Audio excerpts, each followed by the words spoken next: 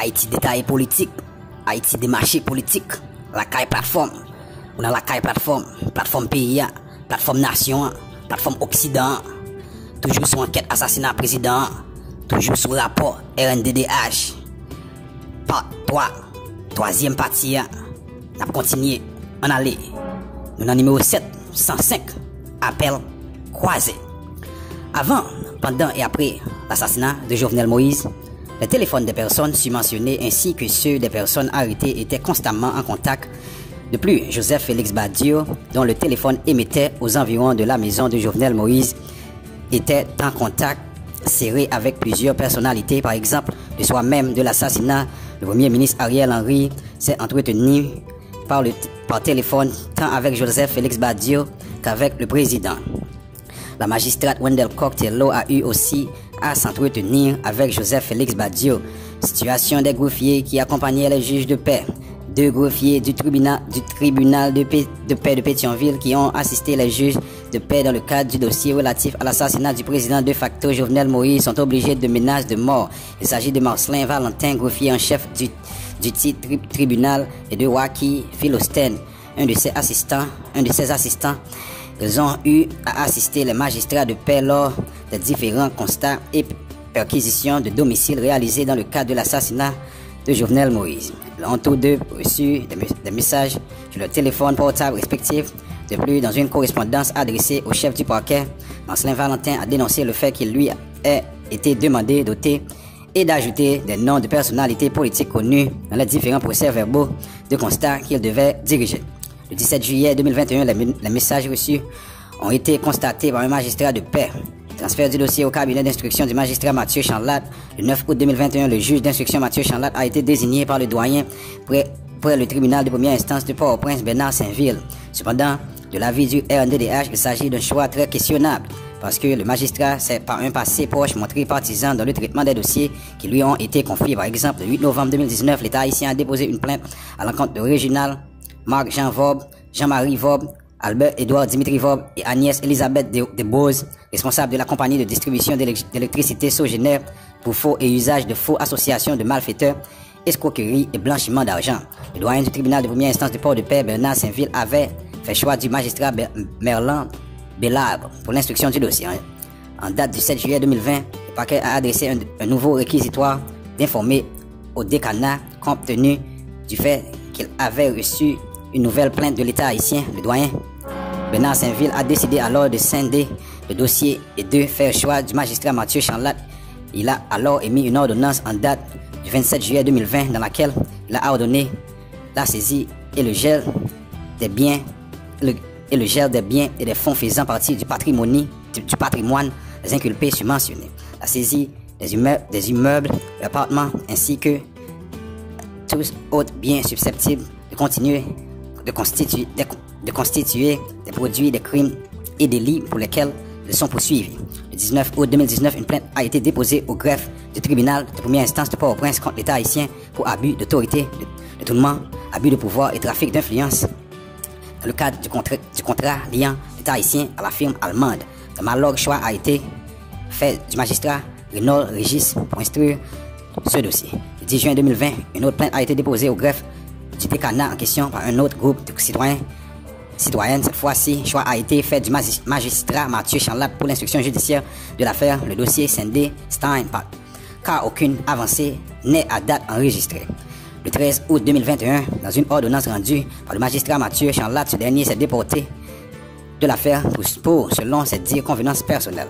Commentaires et recommandations. Dans la nuit du 6 au 7 juillet 2021, l'impensable s'est produit. Un commando s'est introduit dans la résidence privée du président de facto Jovenel Moïse et l'a criblé de balles pour mettre en œuvre leur plan macabre. Les auteurs intellectuels et matériels de cet assassinat ont pu compter sur l'appui d'au moins deux responsables de la sécurité présidentielle, savoir le commissaire divisionnaire Jean Laguerre Civil, le commissaire municipal Dimitri Hérard, respectivement coordonnateur de la sécurité générale du président et responsable en chef de l'USGPN, l'inspecteur principal Paul Eddy Amazan et le commissaire de police Pierre Osman Léandre. Eux-mêmes, responsables en chef de l'USP et du CAT-Team, n'étaient en fait plus impliqués dans l'organisation de la sécurité de feu de Jovenel Moïse. Ce dernier ayant décidé d'accorder toute sa confiance à ceux-là même qui l'ont trahi, désorganisaient ainsi le travail de l'USP et du CAT-Team. Il s'agit donc d'un cas flagrant de violation des droits à la vie et à la sécurité du feu président de facto Jovenel Moïse, perpétré par des hommes investis d'autorité de l'État qui avaient été chargés de protéger la victime. Ceci étant clairement énoncé, plusieurs considérations doivent aussi être faites. Les ressortissants colombiens se sont affirmés avoir été recrutés pour assurer la sécurité de Christian Emmanuel Sanon. Ils auraient donc dû réfléchir à 2 reprises avant d'accepter de participer à une mission illégale visant à procéder à l'arrestation du président en fonction. De plus, sans tenir compte pendant un moment de la fonction de la victime, il convient de rappeler que ces ressortissants colombiens ne faisaient pas partie de l'organisation internationale de police criminelle communément appelée Interpol. Ils n'étaient pas non plus munis d'un mandat international émis à l'encontre de la victime, dont il avait sciemment accepté d'être impliqué dans un cas flagrant d'attentat à la sûreté intérieure de l'État haïtien, aujourd'hui aggravé par l'assassinat d'un président en fonction. Si la mission connue par la majorité des membres du commando avait été de procéder à l'arrestation de Jovenel Moïse, quelques autres membres savaient que le victime allait être assassiné. Le NDDH en veut pour preuve le fait que le président de facto Jovenel Moïse avait été dûment identifié avant d'être criblé de balles. On n'administre pas 12 à 15 projectiles à une personne dont l'assassinat n'avait pas été prévu.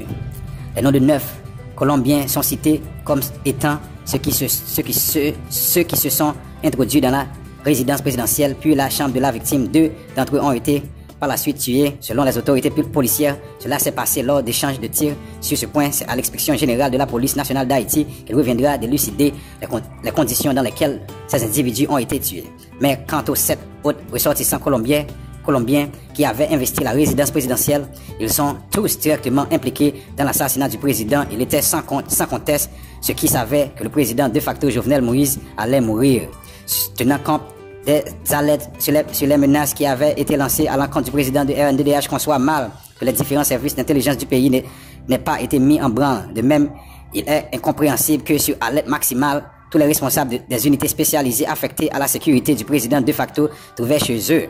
Les membres du Conseil supérieur de la police nationale, CSPN, détiennent tous un service d'intelligence. Ils reçoivent chaque année, un montant émargé au budget du pays pour le fonctionnement de leurs services respectifs. Pourtant, aucun de ces services n'a pu empêcher l'assassinat du président de facto Jovenel Moïse. Pire, ils n'ont jusqu'à date pas collaboré dans l'enquête de la police judiciaire. Pourtant, le RNDDH croit qu'au moins 3 d'entre eux sont particulièrement importants. Le ministre de l'Intérieur et des collectivités territoriales détient le contrôle des entrées et de sorties enregistrées sur le sol haïtien via les directions de l'immigration et de l'immigration. Le brusque mouvement de tous ces ressortissants colombiens n'aurait donc pas dû lui échapper et le service d'intelligence attaché à ce ministère aurait dû en informer le ministre Louis Gonzague Egner Dey. Le ministre de la Justice et de la Sécurité publique, Maître Rockefeller Vincent, pour sa part, entretient des rapports très étroit avec Joseph Félix Badio.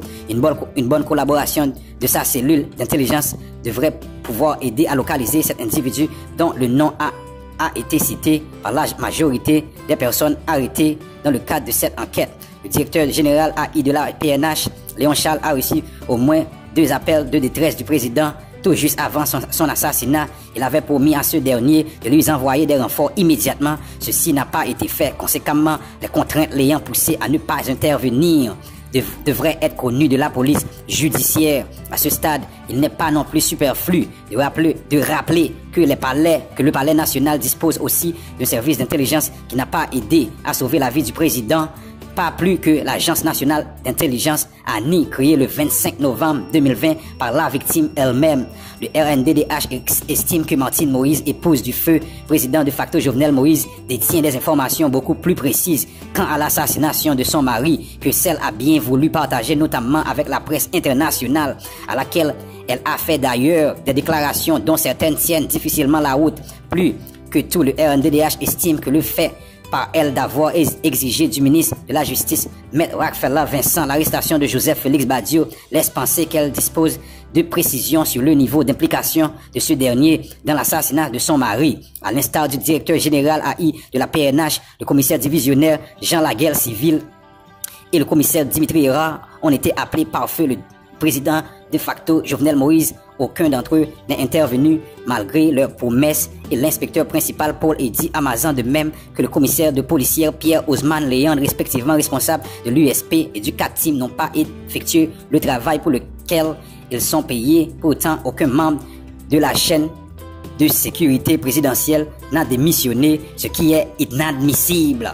Plus, agents spécialisés affectés à la sécurité du président de facto Jovenel Moïse ont été soudoyés pour laisser entrer en douceur le commando chargé d'arrêter ce dernier, selon ce qui leur avait été dit, tout en reconnaissant qu'il ait pu ne pas savoir que Jovenel Moïse allait être assassiné. Le NDH croit que cela n'enlève rien à la gravité de leur trahison. Ils ont facilité l'assassinat de la victime et déshonoré l'institution à laquelle il appartient. Et puisqu'ils savent qu'un président en fonction ne peut être arrêté sur la base d'un mandat émis par un juge d'instruction, ils avaient donc sciemment fourni à un commando d'étrangers l'opportunité de violer les droits aux garanties judiciaires de Jovenel Moïse. Il s'agit là aussi d'un fait déjà accablant en soi qui a été aggravé par l'assassinat de la victime. De leur côté, les chefs d'équipe de l'USGPN et du CATIM qui étaient sur place ainsi que les rares agents et agentes de la police nationale d'Haïti PNH qui avaient riposté ont lamentablement échoué dans leur mission de protéger le président. Celui de l'USP s'est éclipsé avant l'attaque et au moins un agent s'est déshabillé avant de se cacher à l'arrière-cour de la résidence présidentielle. Mais à côté de ceux qui étaient de garde cette nuit-là, ce sont en fait tous les agents et agentes qui font partie de l'USP, de l'USGPN et du CATIM qui ont échoué. 647 agents affectés à des unités spécialisées avaient pour fonction première de déjouer tout complot visant à assassiner le président de facto. Ils n'y sont pas arrivés. Par ailleurs, le NDDH souligne que la majorité des personnes arrêtées rencontrées dans le cadre de cette enquête ont affirmé n'en avoir pu se faire assister de leur avocat ou d'un témoin de leur choix. Faut-il le rappeler, il s'agit d'un des droits aux garanties judiciaires dans le respect duquel des témoignages et aveux importants peuvent être écartés pour eux que les personnes concernées affirment au cabinet d'instruction ou au tribunal avoir été soumises à des actes de torture. Or, vu la gravité des faits qui se sont produits dans la nuit du 6 au 7 juillet, la police judiciaire n'aurait pas dû commettre cette erreur. 129. Et justement, plusieurs sont affirmés au RNDDH avoir été soumis à des actes de torture et à des traitements cruels et inhumains perpétrés à leur encontre par des agents de la brigade de recherche et d'interception. Oui, encore une autre fois, l'inspection générale de la PNH doit intervenir, enquêter sur ces déclarations et prendre les sanctions qui s'imposent à l'encontre des agents fautifs. D'autres personnes arrêtées ont affirmé au NDDH que ce n'est qu'après plusieurs séances d'audition qu'elles ont été invitées à faire appel à un avocat. Elles ont alors été priées de signer une déclaration selon laquelle leurs aveux antérieurs n'ont pas été faits sous la contrainte. Il s'agit d'un palliatif visant à cacher la gravité du fait par la DCPJ d'avoir décidé d'auditionner ces personnes sans témoin. En ce sens, le NDDH rappelle que toutes les fois qu'il y a des accrocs à la procédure judiciaire, il aura toujours des violations systématiques des droits aux garanties judiciaires. De même, ces personnes n'ont pas comparu dans le délai imparti par devant un juge appelé à statuer sur la légalité de leur arrestation. Or, il s'agit d'une garantie constitutionnelle incontournable, indérogeable. À ce stade, le NDDH rappelle aux autorités policières et judiciaires que peu importe le degré d'implication des personnes arrêtées dans la préparation et la perpétration de ce crime, elles doivent bénéficier à tout moment de la procédure de toutes les garanties judiciaires. Le chef du parquet de Port-au-Prince, Bedford Claude, tout au long de l'enquête de la DCPJ, a décerné plusieurs mandats alors que le délai de flagrance était passé. Or, l'article 30 du Code d'instruction criminelle précise que dans le cas de flagrant délit, le commissaire du gouvernement fera saisir les prévenus présents contre lesquels il existerait des indices graves et, après les avoir interrogés, décernera contre eux le mandat de dépôt si le prévenu n'est pas présent. Le commissaire du gouvernement rendra une ordonnance à l'effet de le faire comparaître. Cette ordonnance s'appelle mandat d'amener.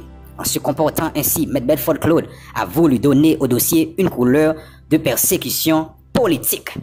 Le RNDDH rappelle que le fait par des personnes de rencontrer les individus impliqués dans l'assassinat de feu Jovenel Moïse n'est pas suffisant pour que le commissaire du gouvernement décerne des mandats d'amener contraires. D'ailleurs, c'est justement pour éviter ces dérives que le législateur a ajouté l'alinéa 3 à l'article 30 qui précise que la dénonciation seule ne constitue pas une présomption suffisante pour décerner cette ordonnance. Le mandat d'amener, en l'occurrence, contre un individu ayant domicile. Pourtant, au moins, un mandat d'amener a été décerné contre de Farah Alain, alors que son nom n'a pas même été cité par les différentes personnes rencontrées par le RNDDH. Le RNDDH tient à préciser à l'attention de tous et toutes, que les noms de Joseph Félix Badiou, Jean Laguerre Civil, Dimitri Ra, Christian Emmanuel Sanon, James Solage et Joseph Vincent, lui, sont revenus constamment au cours de l'enquête qu'il a menée. Par conséquent, c'est à ces derniers qu'il revient de fournir toutes les informations qu'ils détiennent pour l'aboutissement de l'enquête judiciaire. Le RNDDH reconnaît cependant que les informations qui lui ont été fournies ne lui ont pas permis de relever le voile sur les auteurs intellectuels de cet assassinat, car les personnes rencontrées ne semblent pas vouloir partager toutes les informations qu'elles détiennent. Le RNDDH espère que le traitement des déclarations, témoignages et aveux de ces personnes à la police judiciaire et au cabinet d'instruction permettront d'identifier les auteurs intellectuels sans lesquels les vraies raisons de ces assassinats ne seront jamais connues. En ce sens, le RNDDH croit que Joseph Félix Badiou ainsi que les 5 Colombiens qui se sont échappés doivent constituer la piste à prioriser pour arriver à identifier les commanditaires de cet assassinat tragique. Ce dossier doit donc être l'objet d'une instruction minutieuse et pour cela, il doit être transféré à un magistrat courageux, respectueux des lois, des principes et des procédures et surtout respecté dans la profession. Enfin, le RNDDH rappelle que dans la maison de la victime, de fortes sommes d'argent ont été retrouvées. Les Colombiens ont reconnu en avoir emporté. Des sommes faramineuses ont été retrouvées en possession de ceux qui ont été tués et selon d'autres informations recueillies. Les 5 Colombiens qui se sont échappés ont aussi volé beaucoup d'argent. Une investigation parallèle à l'assassination de la victime doit donc être menée par les instances appelées à combattre la corruption en vue d'identifier la provenance de ces fonds. Sur la base de toutes ces considérations, le RNDDH recommande aux autorités policières et judiciaires de identifier les auteurs intellectuels de l'assassinat du feu président de facto Jovenel Moïse, respecter les droits aux garanties judiciaires de tous les individus indexés dans cet assassinat à toutes les phases de la procédure, enquêter sur les conditions dans lesquelles les 3 ressortissants colombiens ont été tués par la police nationale d'Haïti, PNH, et sur les dénonciations de torture faites par les personnes arrêtées. Transférer le dossier à un magistrat d'instructeur courageux, sérieux et capable de mener une enquête judiciaire méticuleuse. Protéger les greffiers qui étaient impliqués dans le processus d'enquête et qui sont aujourd'hui menacés. Mesdames et messieurs, c'était partie 3, part 3, 3e partie, un rapport noir. Pas oublier sur la caille plateforme, pas oublier abonner sur channel noir, pas oublier partager, like, comment. Après ça, après pour nous, dans une autre vidéo.